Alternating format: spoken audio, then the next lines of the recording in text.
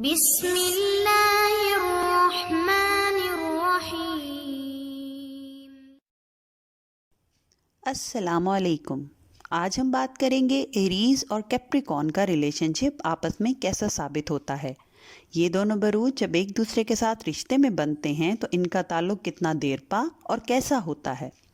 Video کے آخر میں ہم آپ کو کیپریکون اور ایریز کا کمپیٹیبلٹی میٹر بھی بتائیں گے، جس سے آپ ان دونوں بروج کے بیچ میں لو، انڈرسٹینڈنگ اور فزیکل ریلیشن شپ پرسنٹیج کے مطابق کتنا ہے اس کا بخوبی اندازہ لگا سکیں گے اور اپنے لیے صحیح لائف پارٹنر کا انتخاب کر سکیں گے۔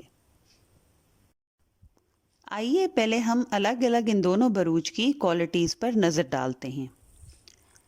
ایریز برج حمل تمام بروج میں سب سے زیادہ ہمت والا اور مضبوط برج ہے۔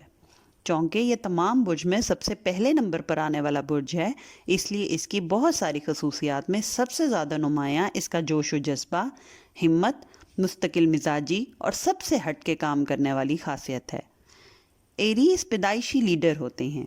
یہ اپنے لیے جو گولز بناتے ہیں ان کے لیے دن رات بغیر رکے کام کرنے کی صلاحیت رکھتے ہیں اور ہمیشہ اپنے ارد گرد کے لوگوں کو اپنے ساتھ لے کر چلتے ہیں اور ان کے لیے مثال بنتے ہیں۔ کیپریکون یعنی برج جدی۔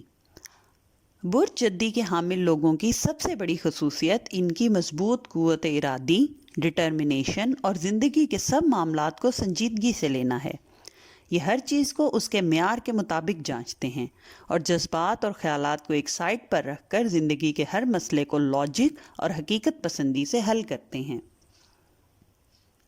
کیپریکون بہت زیادہ لائل، ریلائبل اور بہترین پارٹنر ثابت ہوتے ہیں۔ کیپریکون ایک زمینی برج ہے جس کا رولنگ پلانٹ سیٹرن ہے، جس وجہ سے برج جدی کے حامل افراد بہت زیادہ ذمہ دار اور ہمت والے ہوتے ہیں۔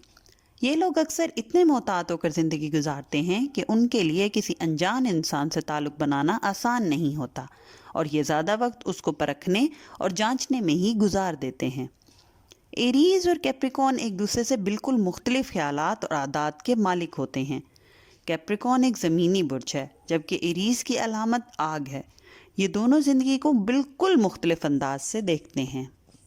ایریز لوگ بلنٹ ہوتے ہیں، یعنی ایک دم کچھ بھی کہہ دینا، کچھ بھی بول دینا ان کے لیے بہت آسان ہوتا ہے۔ یہ کسی معاملے میں خاموش نہیں رہ سکتے، جبکہ کیپریکون اس کے بالکل برعکس ہیں۔ وہ خاموش رہنا اور خاموشی سے چیزوں کی آبزرویشن کرنا پسند کرتے ہیں۔ یہ عادات اور مضبوط پرسنالٹیز دونوں ایریز اور کیپریکون کو ایک دوسرے کے قریب لاتی ہے۔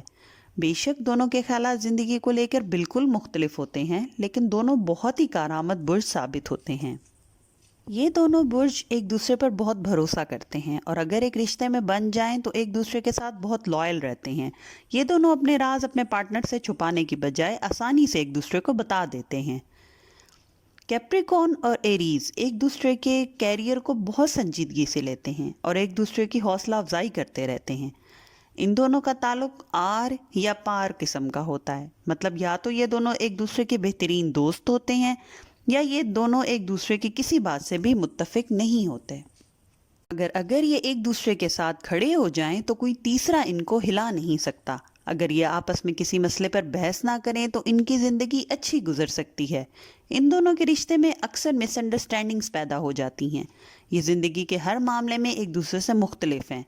ایریز چونکہ بہت جوش اور ولولے کا حامل ہوتا ہے، اس لیے اسے کیپریکون بہت بورنگ لگتا ہے، جبکہ کیپریکون کو ایریز ضرورت سے زیادہ تیز اور کبھی کبھی بے وقوف نظر آتا ہے۔ ان دونوں کا تعلق بہت زیادہ ٹھہراؤ اور کمیونیکیشن مانگتا ہے، یعنی اگر یہ سوچ سمجھ کر ایک دوسرے سے بات چیت کر کے اپنی زندگی گزاریں تو ان کی زندگی مسئلوں سے دور رہے گی۔